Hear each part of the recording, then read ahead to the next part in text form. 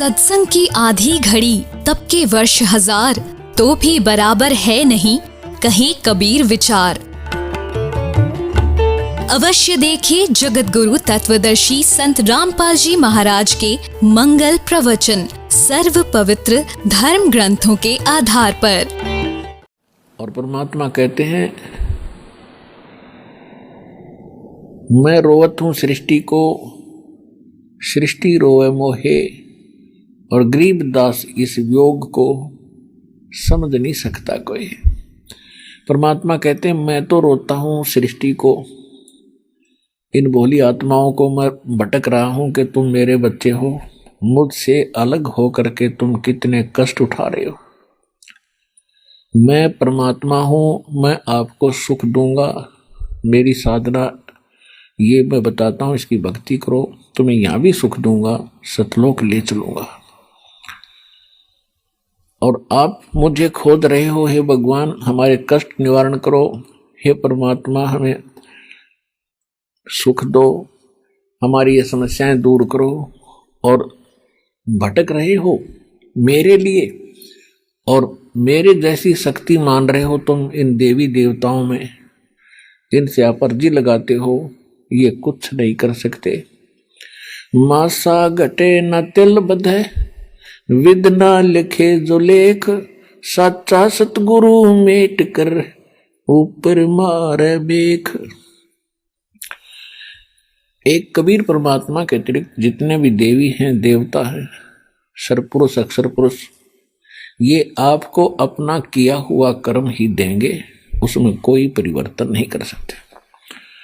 केवल परम अक्षर परम सत्य पुरुष परमात्मा कबीर साहब जी आपके पाप कर्मों को नष्ट करके, क्योंकि पाप कर्मों से दुख होता है, और दुख नाश जब होगा जब हमारे पाप नाश हो जाएंगे। जैसे हम पहले जाते थे जिस भी संत के पास, पहले तो हम अपने क्रियाओं को करते ही रहते हैं, फिर जब दुखी होते हैं तो किसी ना किसी के पास हम जाते हैं, तो उससे जो अपना दुख बताते हैं, पहले वो क्रिया बताता है, ऐसे करो, ये जाप इतनी बार करो, इतना दान कर दो, इस नाम का जाप करो। जब कहीं राहत नहीं मिलती है, अंत में वो कह देता है कि ये तो आपके प्रारब्ध के कर्म है। प्रारब्ध माने तेरी किस्मत में लिखे हुए हैं, इनको कोई नहीं मिटा सकता। तो हम फिर उसको छोड़ दूसरे के पास जाते थे, कोई और बता देता वहां बड़ा संत है, जाते ठीक हो जाते हैं, फिर वहां जाते, वो क्रियाएं भी करते, उससे भी राहत नहीं मिलती, उसका भी लास्ट में जवाब यही होता कि ये तेरी किस्मत में लिखा, तुझे भोगना ही पड़ेगा। अपने आत्माओं दुख होता है पाप से, और भगवान की भक्ति हम किस लिए करते हैं कि दुख दूर हो। भक्ति जब वह करेंगे, जब दुख दूर होगा, आस्था बढ़ेगी भगवान में, कहा सचमुच परमात्मा कोई शक्ति है और उसका हमें सहारा मिला है, तो दोनों श्रद्धा बढ़ेगी। और नहीं तो नास्तिक होते जा रहे हैं सभी के, भगवान से कोई राहत मिल नहीं रही, जो साधनाएं हम कर रहे थे उससे राहत मिलनी ही नहीं थी, और किसी को उन्हीं साधनाओं के करते अपने आप को संस्कार का कोई सुख हो रहा था, न्यू सोच बैठे कि ये भगवानों से हो रहा है, वो कर ही नहीं सकते। वो तो तत्व ज्ञान के प्रकाश से हमें पता लग गया कि ये ब्रह्मा विष्णु महेश ब्रह्म और अक्षर पर ब्रह्म, ये हमारे संस्कार में परिवर्तन नहीं कर सकते। और पहले हम इन्हीं को क्रेडिट देते रहते थे कि इन्होंने ऐसा कर दिया, तो फिर भी हमारी आस्था भगवान से हटे नहीं थी, फिर हम तीसरे के पास जाते थे। तो विचार करने की बात है कि जैसे किसी के पैर में कांटा लगा हो और वो किसी को दिखाता है कि देखो मेरे पैर में पीड़ा हो रही है, वो जांच करके बता देता है कि ये आपके पैर में कांटे के कारण पीड़ा है, और कांटा निकालने का उसके पास औजार है नहीं, इंस्ट्रूमेंट नहीं है, तो वो व्यक्ति ये कह सकता है कि भाई ये कांटा तो निकलेगा नहीं, अब तू जूते पहन ले, आगे भविष्य में कांटे नहीं लगेंगे, तेरी रक्षा होगी।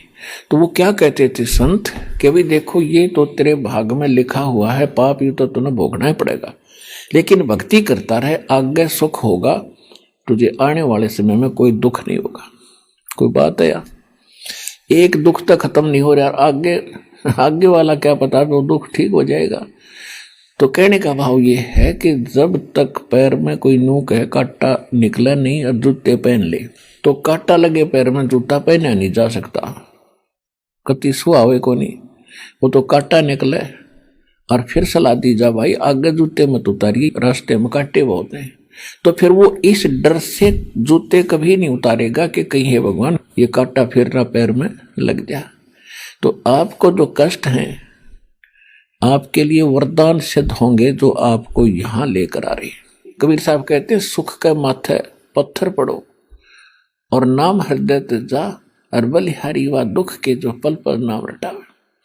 हे परमात्मा, इसे सुख का आग लगे जो भगवान ते दूर करे। इतना दुख दिए रखना दाता जिससे आपकी भूल ना पड़े। तो आपको जो दुख यहां लेकर आ रहा है तो ये आपके लिए वरदान होगा, क्योंकि ये वो परमात्मा है जो आपके पैर के सारे कांटे काट देगा और आपको जूता ऐसा देगा कांटे लगेंगे ही नहीं। फिर ऐसा मंत्र जाप दिया जाएगा, ऐसी साधना दी जाएगी, भक्ति रूपी जूता आपको दिया जाएगा। और फिर समर्थ की शरण में समर्पित हो जाने के बाद जब हम 100% मालिक को, कबीर साहब को भगवान मान के और इसकी भक्ति शुरू करेंगे, फिर देखना इसके रंग। कहते हैं हमारी आस्था ऐसी हो जानी चाहिए जैसे पति भरता लड़की की अपने पति के प्रति होती है। वो अपने पति के अतिरिक्त किसी भी पर पुरुष की तरफ कभी भी पति वाली श्रद्धा नहीं आने देती, तो पति भरता होती है। तो इसी प्रकार हम अपने कबीर भगवान के अतिरिक्त सपने में भी किसी अन्य इष्ट से कोई भी मनोकामना पूर्ण की इच्छा नहीं रखेंगे, तब हम पति भरता पद पर आगे। तो गरीबदास साहब जी कहते हैं अपनी वाणी में कि पति भरता जमी पर जो जो धर है पाओ, समर्थ झाड़ू देत है भाई ना कांटा लग जावे।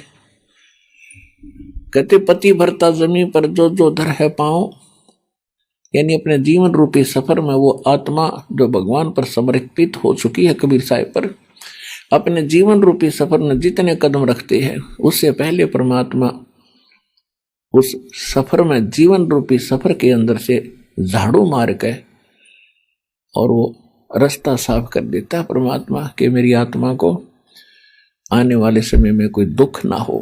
आपके कदम रखने से पहले वो पहले साफ कर देगा। कहते हैं पति भरता जमीन पर जो जो दर है पाओ और समर्थ झाड़ू देते हैं, होए होए ना कांटा लग जाए।